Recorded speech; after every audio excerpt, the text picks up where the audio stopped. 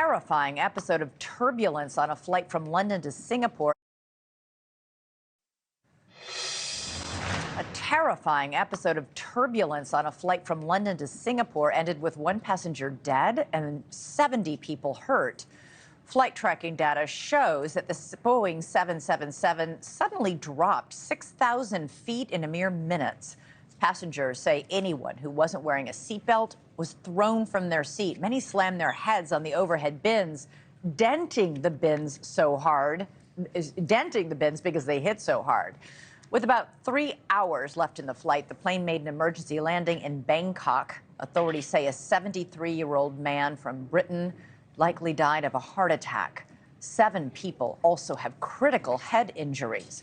Now, turbulence is fairly common. We've seen videos like this before, like this flight from China last summer that hit severe turbulence, jolting people around. There were similar scenes on a flight in Europe in 2019 that sent a flight attendant crashing to the ceiling. And just this past March, 50 people were hurt when a Boeing 787 Dreamliner suddenly and violently dropped during a flight from Australia to New Zealand. And here in the U.S., turbulence on a flight from Phoenix to Honolulu hurt 36 people back in 2022. Deaths by turbulence, however, are extremely rare. According to the FAA data, about 58 people in the U.S. are hurt every year by choppy movements in the air. Turbulence is blamed for just 3 flight deaths in America since 1980. So, is this something we should be worried about, aside from everything else you worry about when you get on an airplane? Is there anything we can do besides fastening our seatbelt and saying a few prayers? Joining us now is Captain Laura Einsattler, a commercial airline pilot with more than 30 years flying experience. I always love talking to the airline pilots because they always make me feel a little bit better. I'm a bad flyer.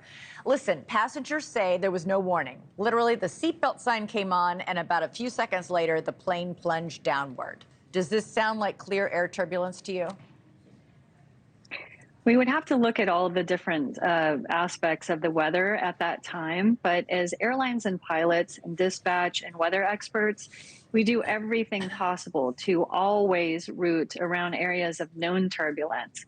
Occasionally, you'll have things like clear air turbulence or maybe convective activity that might be a little higher than we're planning for. Yeah, satellite imagery actually did show a strong storm was developing nearby. Several storms were directly ahead. So what's the protocol? Do you have to ask permission, I assume, from air traffic control to, change your route or go up or down or to the side around that? There's different mitigation things that we use. That's definitely part of it, is being able to know exactly the different routes that we are on over the ocean. It's kind of like, freeways in the sky. Yeah. So there's some coordination that we can do, but other times we just go ahead and deviate around if we know. And in this case, obviously, it was something that they were not aware of in advance. Yeah, it's also worth pointing out, pilots communicate, don't they? I mean, if you encountered severe air turbulence, clear air turbulence, would you communicate to the other pilots in the area, hey, at 37,000 feet at this, point, there's some really rough air? Absolutely. The benefit of the great technologies that we have nowadays, we've saved hundreds of thousands of people from any sort of turbulence injuries because of the technology that we have that shows us exactly different air pockets and different air currents and temperature variations, pressure variations, and things of that nature. We're seeing some pictures of this Boeing 777. It really sustained a lot of damage inside. The overhead bins were dented, oxygen compartments destroyed, the galleys were, literally covered in debris. What does that tell you about what that plane experienced? The amazing part about those airplanes, the Boeing's really built very strong aircraft.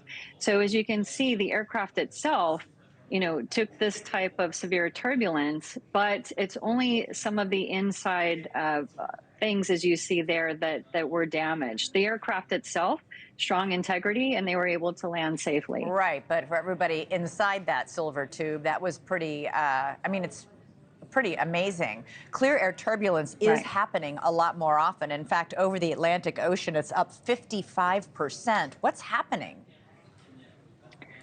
We can say that the weather is definitely getting stronger. The winds are faster. The convective weather that we do see is a lot larger in scale as far as altitude, but also distance wise, and those type of convective areas. Yeah. So like I said, with the technology, it helps us to really go around areas like that. And Well, of course, always everyone needs to keep their seatbelt on, even when the sign is off. always keep your seatbelt on, but the fact is, clear air Mhm. turbulence means you can't see it, and it's happening a lot more often. And maybe technology, we need to develop something that can start to detect it before you're actually in it. We And can detect it a lot now. So we've actually been able to prevent a lot of things. So even though we see this occasional, very extremely rare situation, we're yeah. able to avoid a lot of it. All right, Captain Laura Einsettler, thank you so much. Happy safe Thank flying. you.